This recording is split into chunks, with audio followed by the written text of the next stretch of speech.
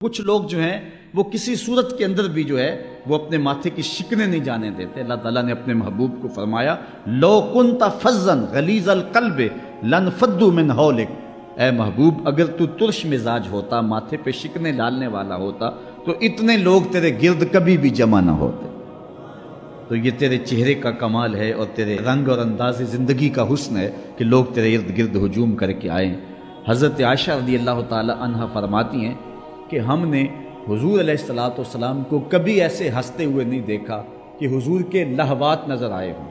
انسان کے حلق کے قریب ایک گوشت کا ٹکڑا ہوتا ہے جس کو ہم اپنی زبان میں کوا کہتے ہیں ساری زندگی ایسا نہیں ہوا کہ ہم نے حضور کو ہنستے ہوئے دیکھا ہو اور لہوات نظر آئے ہوں۔ یہ حضرت عائشہ روایت کرتی ہیں، اور گھر میں تو عموماً بندہ کھل کے ہنس لیتا ہے، لیکن وہ بھی کہتی ہے ہم نے کبھی ایسے ہنستے نہیں دیکھا۔ اور دوسری طرف سے ابھی فرماتے ہیں کہ ہم نے جتنا مسکرانے والا حضور کو دیکھا ہے کسی اور کو دیکھا ہی نہیں ہے۔ یعنی دیہک نہیں ہے، اس انتہا وہ انتہا بھی نہیں ہے، اور یہاں بھی یہ نہیں ہے کہ چہرے پہ شکنیں ہوں۔ مسکرانے کی جو درمیانی اعتدال کی کیفیت ہے وہ ایسی ہے کہ جتنا حضور مسکراتے تھے کوئی اور مسکراتا نہیں تھا۔ اور اعلیٰ حضرت فرماتے ہیں جس کی تسکین سے روتے ہوئے ہنس پڑیں اس تبسم کی عادت پہ لاکھوں سلام۔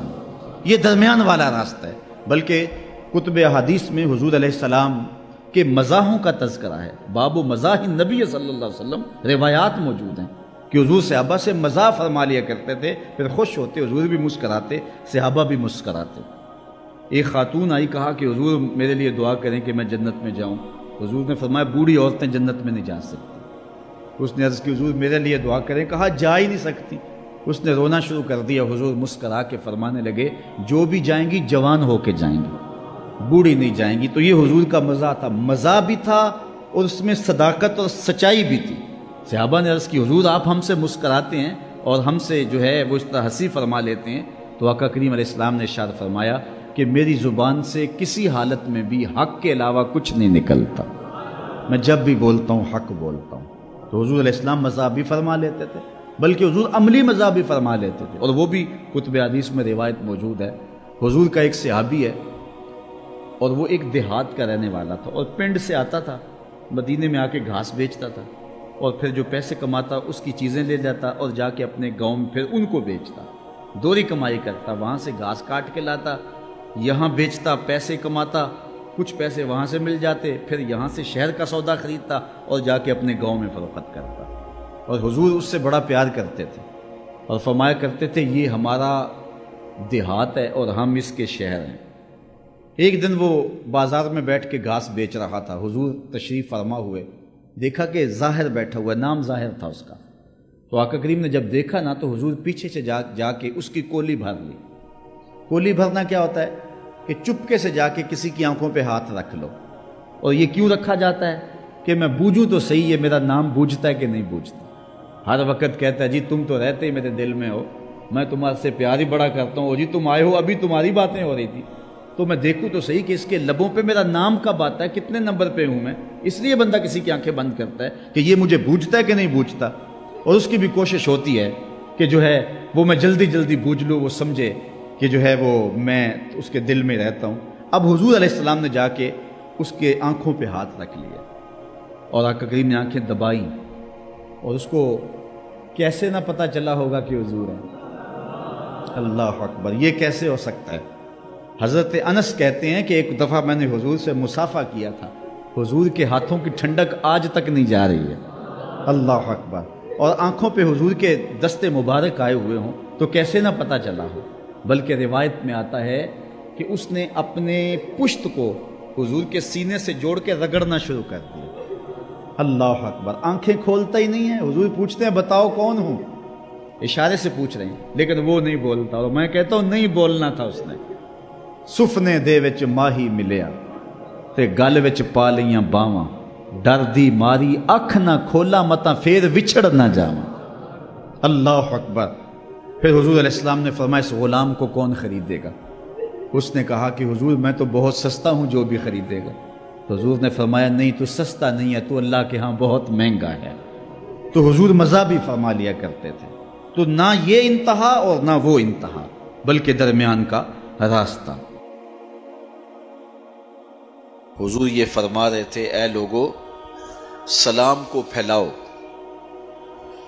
کھانا کھلاؤ، صلہ رحمی کرو، جب لوگ سوئے ہوئے ہوں تم مصلی بچھا کے نماز پڑھو تو رب کی جنت کے اندر سلامتی کے ساتھ داخل ہو جاؤ گے۔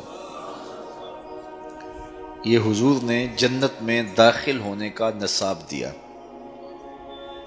سلام پھیلاؤ، ایک دوسرے کی خیر خواہی کرو، السلام علیکم کے کلچر کو فروغ دو، اور خلوص سے، دل سے اپنے مومن بھائی کو سلامتی کی ضمانت فراہم کرو۔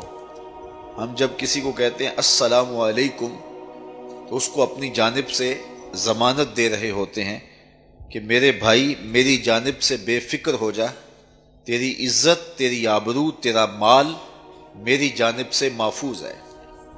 اور وہ جواباً کہتا ہے وعلیکم السلام، اگر تیرے جذبات میرے لیے یہ ہے تو پھر سن لے، میری طرف سے تیری عزت بھی محفوظ ہے، تیری آبرو بھی محفوظ ہے، تیرا مال بھی محفوظ ہے، تیری جان بھی محفوظ ہے۔ تو یہ ایک دوسرے کو ہم ضمانت دیتے ہیں، اور اگر ہم دل سے ضمانت دے رہے ہوں اور وہ بھی جواباً دل سے اس کا جواب دے رہا ہو تو پھر کتنا ستھرا، پاکیزہ اور پر اعتماد معاشرہ تشکیل پائے گا کہ میں آپ کو کہوں السلام علیکم تو آپ میری جانب سے بے فکر ہو جائیں، میں کبھی بھی آپ کی آبرو پہ حملہ آور نہیں ہوں گا، میں کبھی بھی آپ کے مال پر حملہ آور نہیں ہوں گا، میں کبھی بھی آپ کی جان پہ حملہ آور نہیں ہوں گا، اس لیے کہ میں کہہ چکا ہوں السلام علیکم، تمہارے اوپر سلامتی ہو، اپنی جانب سے میں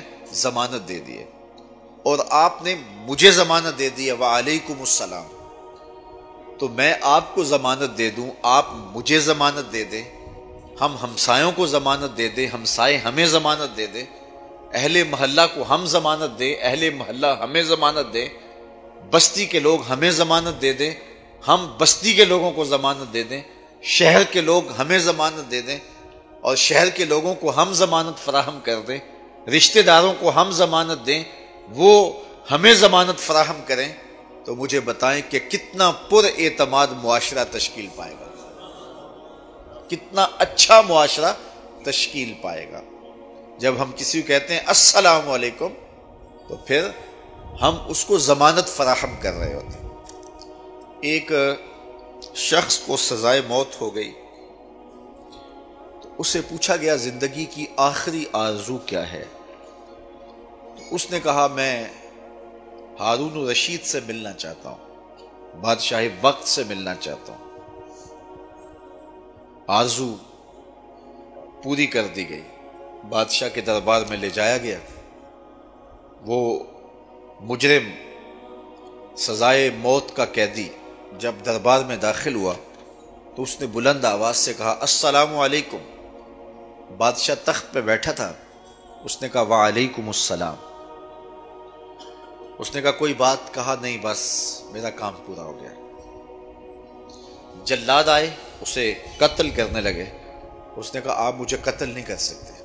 کہا کیوں؟ کہا بادشاہ نے مجھے سلامتی کی ضمانت دے دی۔ بادشاہ نے کہا میں نے کب دی ہے؟ کہا ابھی نہیں کہا وعلیکم السلام۔ تو بادشاہ مسکرا پڑا، کہا جاؤ اس کو آزاد کر دو۔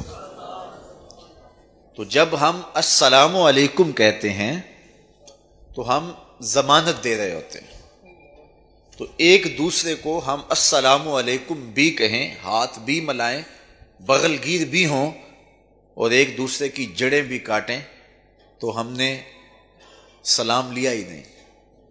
تو حضور علیہ السلام اپنی امت کو یہ تعلیم دے رہے ہیں کہ سلام کے کلچر کا فروغ کرو، لوگوں کو سلامتی کی ضمانت دو، اس چیز کو پھیلاؤ، اور یہ تحیۃ المسلم ہے۔ اور کسی کو ہم جب ملتے ہیں تو پہلا قول ہی ہمارا السلام علیکم ہوتا ہے۔ پتہ نہیں لوگ اسلام پر دہشت گردی کی تہمت کیسے لگاتے ہیں۔ اسلام تو ہمیں تعلیم ہی دیتا ہے جب ملو تو السلام علیکم کہو۔ تو اسلام تو سلامتی کا دین ہے، اسلام تو امن کا دین ہے، اسلام تو محبت کا دین ہے۔